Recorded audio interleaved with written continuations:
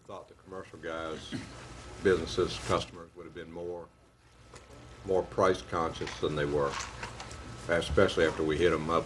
They took the brunt of the last property tax increase. Okay, we're going to go back in session and go to the next topic for the evening. Dr. Wood.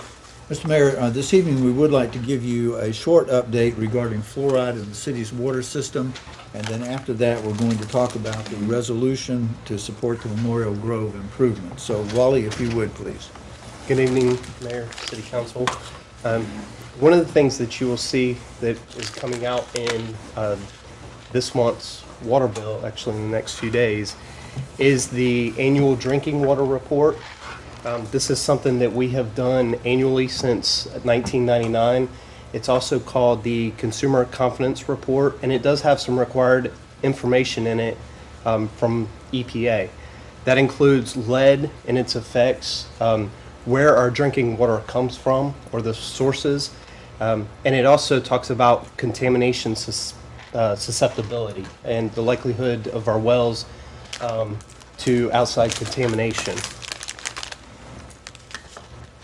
It also provides contact information for the city. You'll actually see that our chief water plant operator is listed in the report with his contact information. And it also gives the list of analyses that the city performs and what the results were from those analyses. Those include totocoliform, lead and copper, synthetic organic compounds. I apologize, I'm used to the SOC, VOC, but I'm trying to stick to the actual name, volatile organic compounds, and then nitrates and inorganics. The one thing that you'll see different in this year from past years is we have a requirement every 3 years to test for fluoride at the sources where the water enters our system. We have 5 of those sources. And the reason this is actually a required test, and we have fluoride that naturally occurs in groundwater. So it's naturally occurring in the water that's provided to our system. And we do not inject, we do not feed fluoride. So what we have in our system is naturally occurring. But we are required to test each source every 3 years. There are 2 levels of 2 contaminant levels for fluoride. The first is 4.0, and they've linked certain health issues with fluoride in excess of 4.0 milligrams per liter. The secondary, they've also established a secondary maximum level for fluoride, and that level is 2.0. And what they found is over long periods of time and exposure in children at levels over the 2.0, it actually can cause what they call dental fluorosis, or the yellowing of permanent teeth. So that's really, if you're over the 2.0, that would be the health concerns. There's no, really, it's more cosmetic than anything. And what I'll point out is levels of fluoride is actually good. I talked about 5 testing locations. We have 3 out in the 258 area. We have 2 individual well sites that feed directly into the system. Those are wells 6 and 7. Those are the upper 2 red circles you see over here. Below that is 258 Central. We have essentially 5 wells. Right now only 3 are operational going to that location. And then up off of Gum Branch Road, kind of out past Rock Creek, we have Gum Branch Central. We have I think it's about 8 wells that go to that site, and it's pumped into the system. All 4 of those locations are Black Creek wells. All we do is pump it out of the ground and chlorinate it and send it into our system. The 5th location that you see in town is actually the water treatment plant. And it gets all of the water from the Castle Hayne wells. So we test for fluoride at each point it enters our system. So we have 4, which are Black Creek, and then the 1 in town at the water plant, which is all of the Castle Hayne wells combined. So what we found is when we were doing our required fluoride test last year in 2014, we found that we had one site that tested above the 2.0. It actually tested at 2.1 milligrams per liter. The other 4 locations were below the 2.0. What's different about the city system is we feed, as we just saw, from multiple locations. And we looked at the site that provided us the test of 2.1, and what we found is that in 2014, that site actually only provided about 3% of the total drinking water that went into our system last year. And the reason for that is it is a Black Creek well. As you know, we've had to take withdrawal withdrawals from the Black Creek. We've actually lost 50% of our capacity over the last 10 years in the Black Creek. Excuse me, which well is that? It's actually 258. We're not exactly sure which well it is, but it's either 2, 3, or 5. And so it pumps directly into the system, but the water blends in the system. It's important to recognize that this is not a violation of drinking water standards.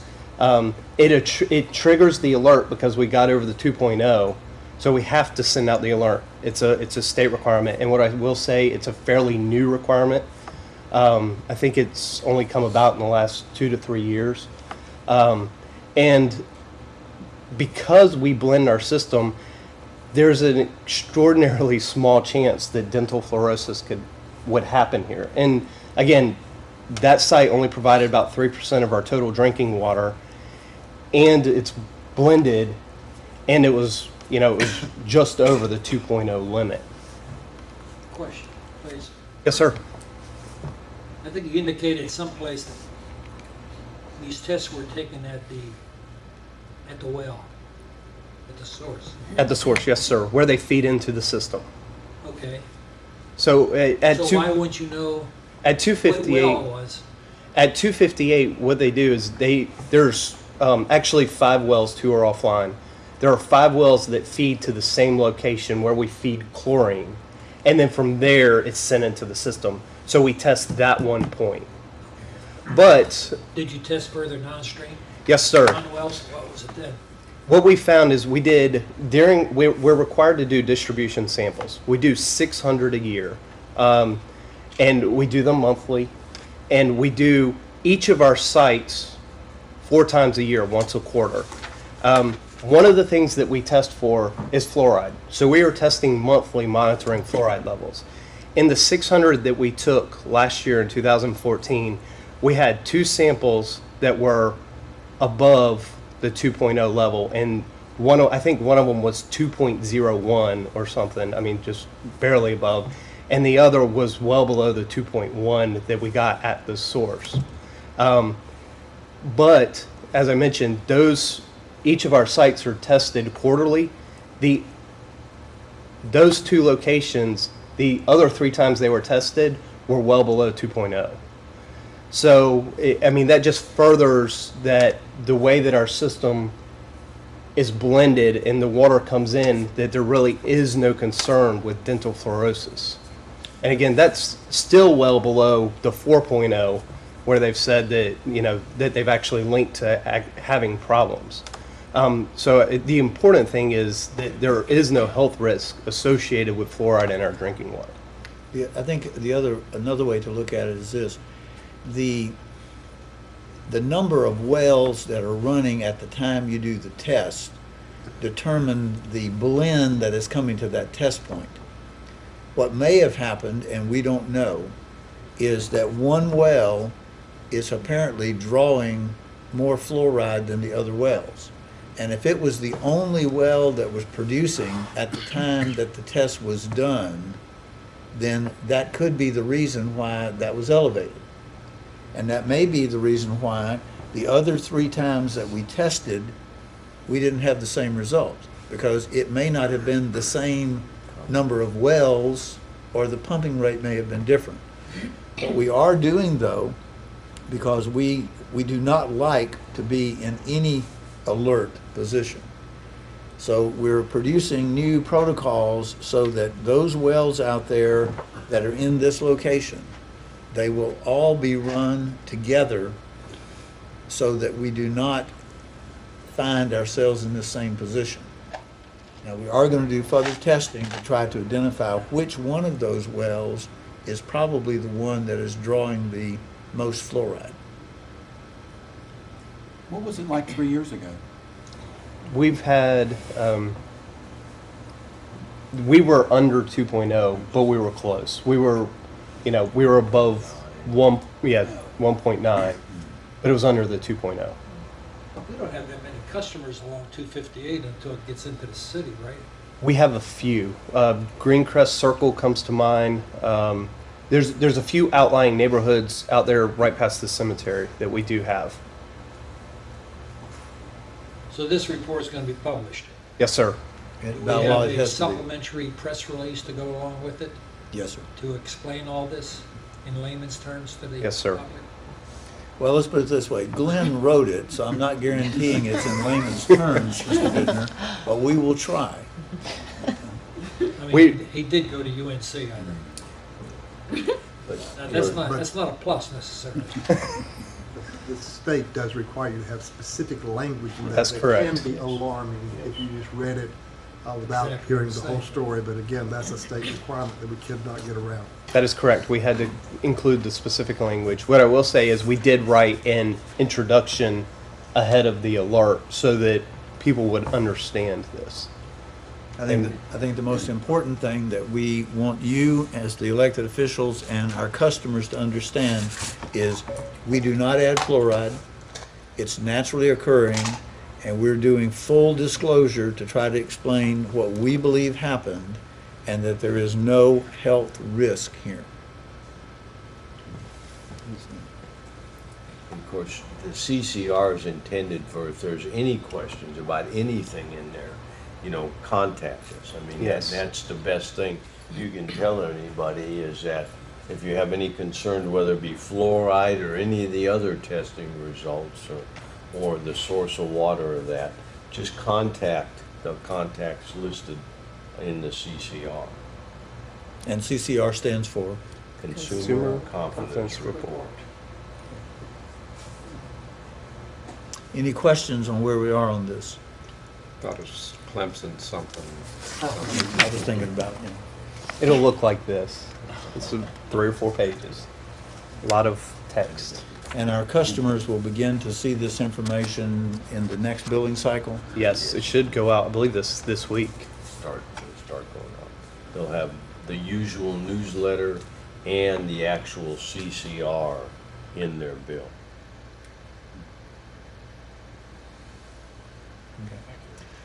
Thanks, Wally. You're welcome. Thank you. The last thing that we wanted to talk to you a moment about is a resolution of support for the Memorial Grove. As you know, the Department of Transportation funded the installation of the Beirut Memorial Grove. There were some difficulties there. Many of the trees did not make it. You've heard presentations on that before. We have now worked to the point where we have come to an agreement with the DOT that they will add an additional $175,000 that is going to be on their agenda for their April the 2nd Board of Transportation meeting. They have asked for a resolution of support for the Memorial Grove, and they have also asked that we consider calling a special council meeting to adopt the interlocal agreement with the DOT before the April 2nd meeting.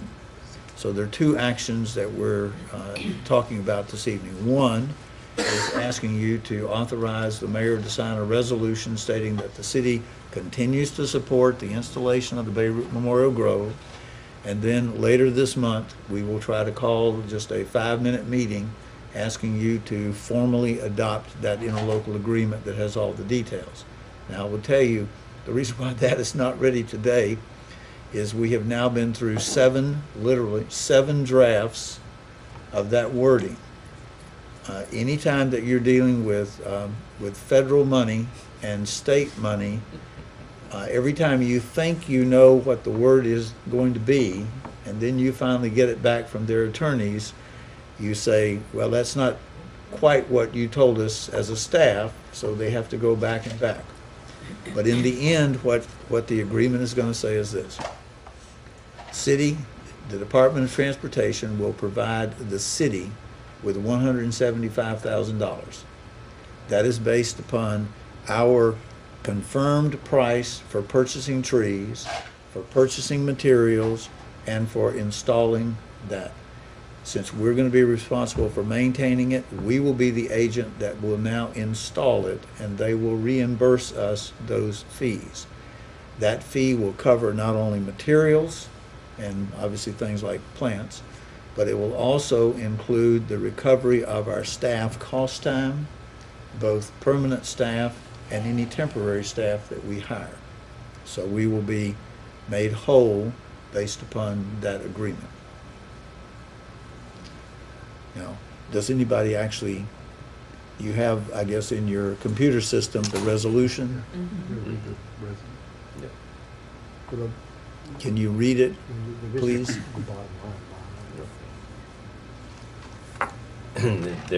Now therefore be it resolved that the Jacksonville City Council recognizes the value of the Beirut Memorial Grove and supports a partnership with the North Carolina Department of Transportation to replant the Beirut Memorial tree and restore the Grove site, adopted by the Jacksonville City Council at a special meeting this 17th day of March 2015.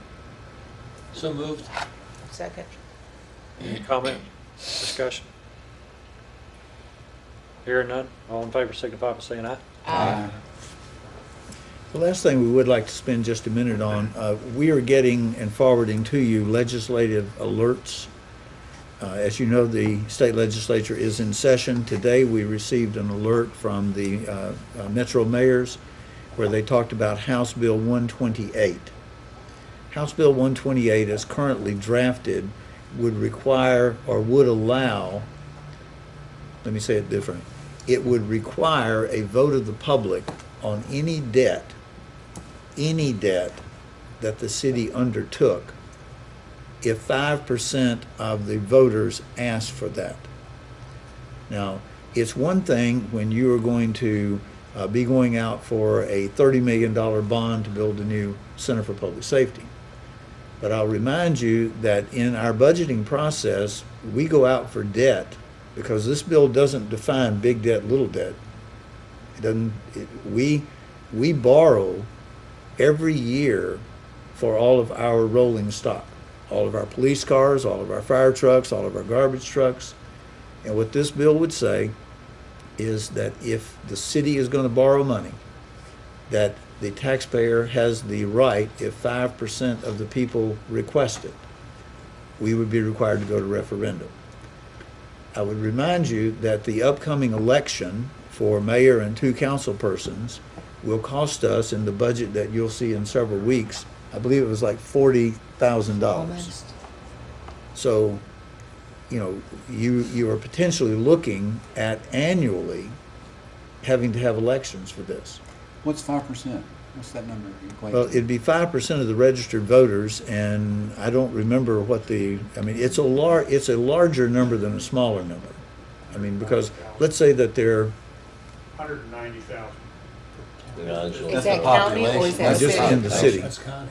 But if you were in the city, and let's just say for discussion purposes, you have even 20,000 voters, 5% of that is what? 1,000. Good. I couldn't do that math, so I appreciate that. I mean, it's not an obstacle that we would face all the time. But you know as well as I do, when you look at the water and sewer, the way that we operate that, we borrowed this past year for some of the capital projects in water and sewer. Saying it doesn't address whether it's general fund, property tax money, or an enterprise fund, which is paid for by the users. It doesn't address that at all either. What it says is any debt. It'd be nice if they run their government like that at state level. That, again, we don't have a true democracy. We have a republic where we elect, and we're sort of the same way, where we elect people to represent the people's interests. So We are the citizens. We're not the city government. We're the We're citizens. going to go to referendum at every everyone, purchase of police cars, then, yeah, well, you know, why have elections for why have public elections officials? for elected, have elected officials? But again, that is one, that's one matter. There is also the possibility of introducing legislation. There have been 2 bills already introduced this year relative to municipal elections. One of those has to do with Greensboro that would mandate a change in the way that they hold their elections. We are being told that there is consideration of a bill being introduced that would require every municipal election to become partisan politics, not nonpartisan. There's also a bill that is proposed that could require cities to go back to non-district elections, but citywide elections. The point I'm making is, there are a lot of bills being introduced that could have impacts on municipalities.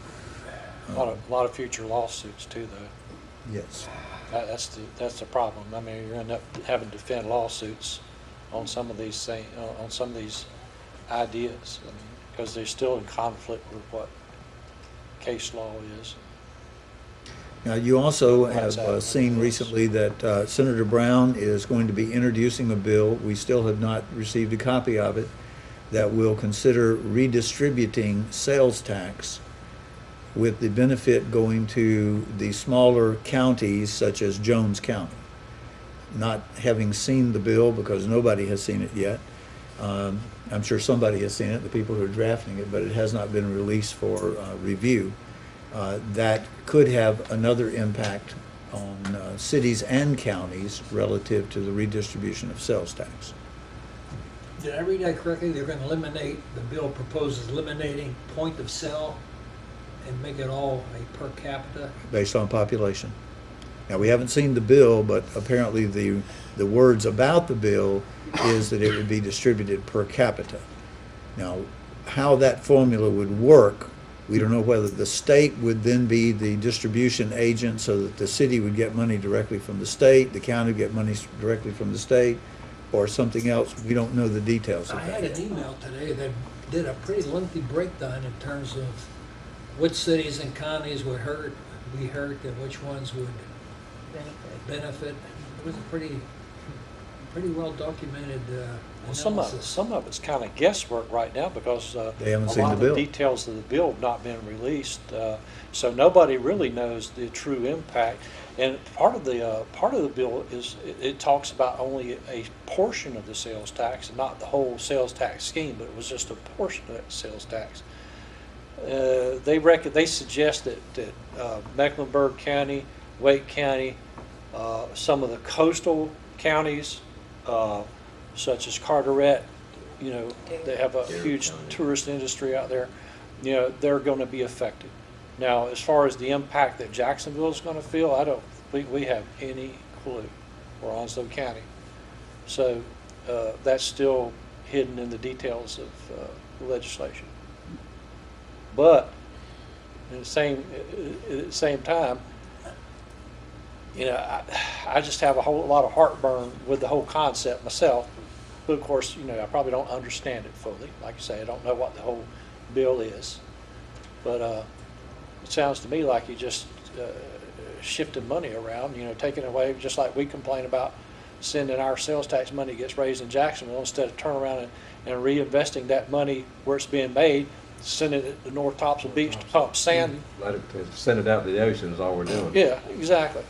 Of course, we have sand that must be moving up the river because the island out there in the middle is getting closer to the bridge. It's moving. Must be all that sand that must be washing down the New River, North Topsail. But the whole idea is just boggles my mind that Better than the bridge moving to the yeah, island. that's true. That would be bad. Mayor, tomorrow, John and I will be representing the city. Mr. Lazaro will also be there for the town hall day in Raleigh. We will provide you with a report from that. I think the important thing is, I know you get a lot of emails every day. We will try to screen those that have to do with bills, but those that really are important to us, we will make sure that we get those to you, and then we give you a synopsis of how we're interpreting those bills. Okay. That's good.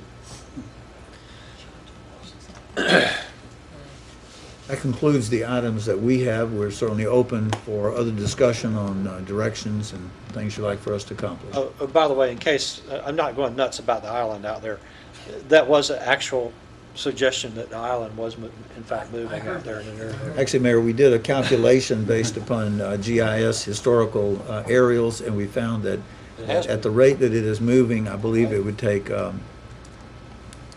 417 years for it to Finally get to collide with the bridge. Yes, sir. Well, that's not bad. I mean, that's almost within our lifetime. It is. Certainly within the time that Clemson will take to win the ACC tournament. In basketball. In Let's go ahead, Football, in let's go ahead basketball. and adjourn this meeting. Motion, Motion to adjourn. Second. all in favor? Aye. Opposed?